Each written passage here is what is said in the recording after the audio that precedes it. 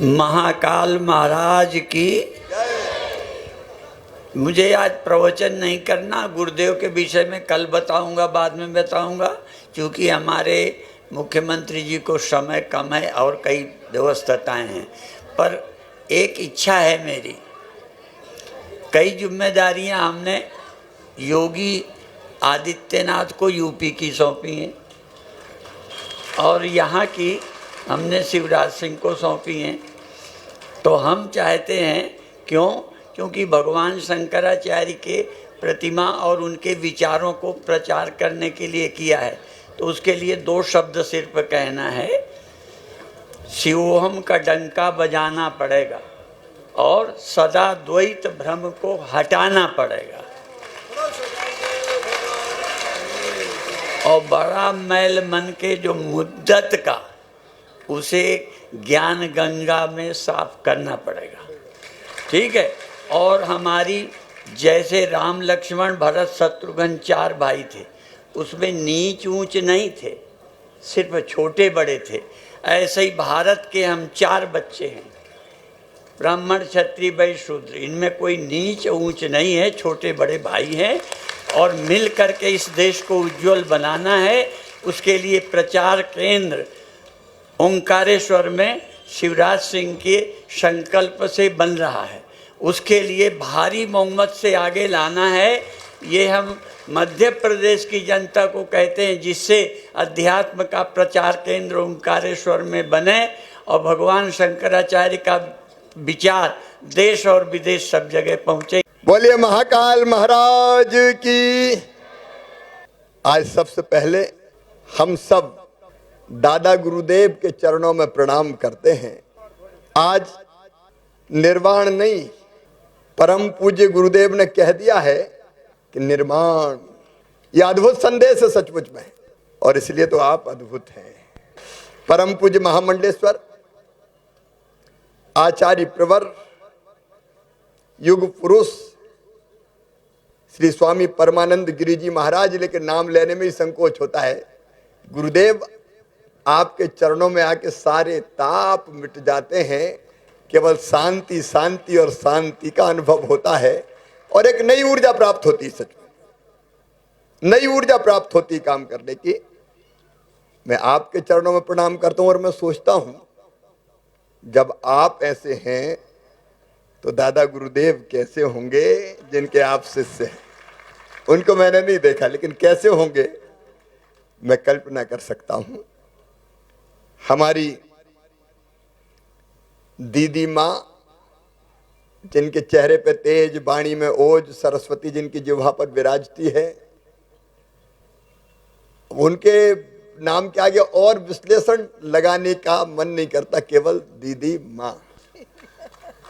आप प्रेम और आशीर्वाद की वर्षा करती हैं तो नई ऊर्जा मिलती है।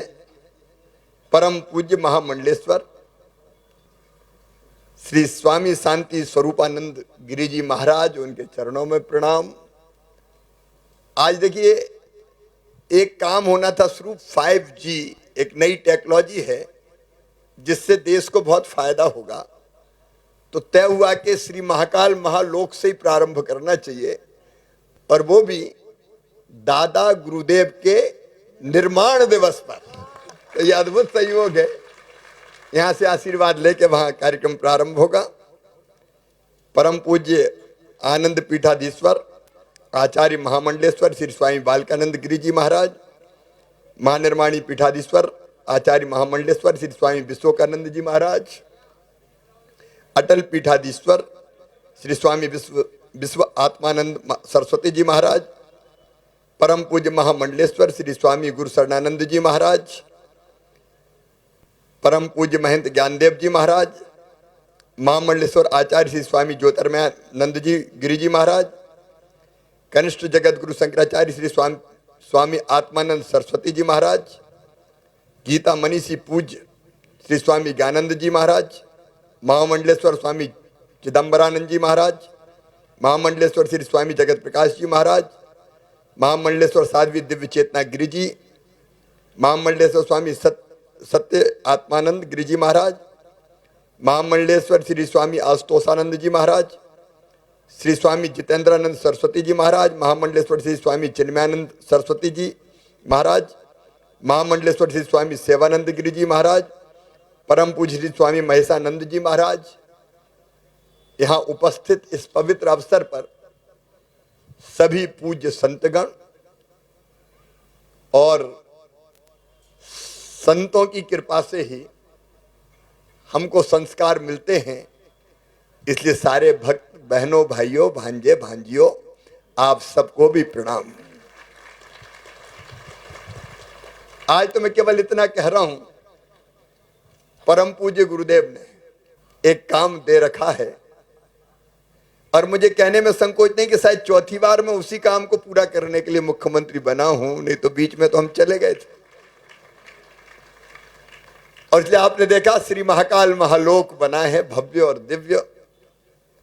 अब ये प्रथम चरण है महाराज जी, दूसरा चरण भी बनने वाला है, काम प्रारंभ हो गया है।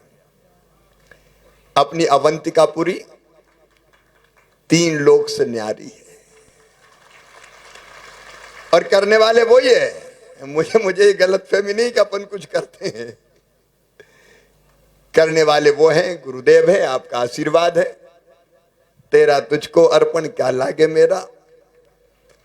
तो श्री महाकाल महालोक का द्वितीय चरण का काम प्रारंभ हुआ है और इसके साथ साथ गुरु परम पूज्य दादा गुरुदेव जी के चरणों में प्रणाम करते हुए, क्योंकि वो जहां भी होंगे वहां से आशीर्वाद दे रहे होंगे, आदि गुरु शंकराचार्य जी महाराज, जिनके कारण ये देश बचा, ये संस्कृति बची। कहते हैं भगवान श्री राम ने उत्तर से दक्षिण भारत को जोड़ा, भगवान श्री कृष्ण ने पूरब से पश्चिम हमारे देश को जोड़ा, लेकिन आदि गुरु शंकराचार्य जी महाराज जी ने तो पूरब पश्चिम उत्तर दक्षिण चारों दिशाओं से इस देश को जोड़ दिया। अगर वो ना होते तो ये देश ना होता, ये धर्म, ये संस्कृति। मैं विस्तार में नहीं जाऊंगा, लेकिन आपकी कृपा से नर्मदा सेवा यात्रा के समय यह भाव पैदा हुआ कि जहां आदि गुरु को गुरु मिले थे ओमकारेश्वर में, पहले विचार यह है कि उनकी एक भव्य प्रतिमा वहां बननी चाहिए ओमकार पर्वत पर। लेकिन बाद में गुरुदेव ये विचार और बल पकड़ता गया कि वहां अद्वैत वेदांत संस्थान बनना चाहिए। वहां भारतीय संस्कृति अनादिकाल से उसका पूरा स्वरूप प्रदर्शित करते हुए हम ऐसी रचना खड़ी करें कि एक सिरे से प्रवेश करें अगर बच्चे भी, तो दूसरे सिरे से निकलते समय पूरी भारतीय संस्कृति की, अद्वैत की, हमारे संतों के सबके दर्शन हो जाए और उनको हमारी संस्कृति पता चल जाए। गुरुदेव बीच में व्यवधान आया। अब अच्छे काम होते तो थोड़ा बहुत व्यवधान आता ही है, लेकिन अब पूरी गति से काम प्रारंभ हो गया है और जो कर रहे हैं आप कर रहे हैं, दादा गुरुदेव कर रहे हैं, स्वयं आदि गुरु कर रहे हैं, महाकाल महाराज कर रहे हैं। इसलिए कोई दंभ नहीं है इसमें कि कर रहे हैं, करने वाले तो वही है। लेकिन इतना पक्का है कि वो कार्य अद्भुत रूप से पूर्ण होगा। तेजी से काम चल रहा है। पुल बनाने से लेके जितनी व्यवस्थाएं करनी थी सब हो गई है। बीच में कुछ लोगों ने प्रयास किए और बाधा डालने की कोशिश की, लेकिन वो सब विफल हो गई। अब तेज गति से काम जारी है और मुझे पूरा विश्वास है कि जुलाई अगस्त तक एक चरण का काम पूरा हो जाएगा। हमारा आचार्य भगवान की प्रतिमा और उससे जुड़े हुए जितने काम है वो पूरे हो जाएंगे। अद्वैत वेदांत संस्थान का काम और आगे चलता रहेगा। आपका आशीर्वाद, इससे बड़ा और कोई उपहार शब्द भी ठीक नहीं है। और क्या पुण्य हो सकता है। अच्छा काम करते रहें, सद्बुद्धि दें, सन्मार्ग पर चलाएं, क्योंकि राजनीति की राहें बड़ी रपटीली होती हैं।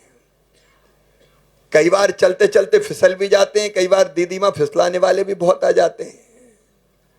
इसलिए संभल संभल के चलना, ना भटकें। लोग केले के छिलके डाल देते हैं।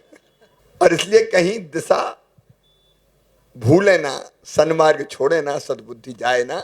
बस यही आपके चरणों में प्रार्थना है, आपकी कृपा और आशीर्वाद बनी रहे। और हम तो धन्य हो गए, इतने संत आए।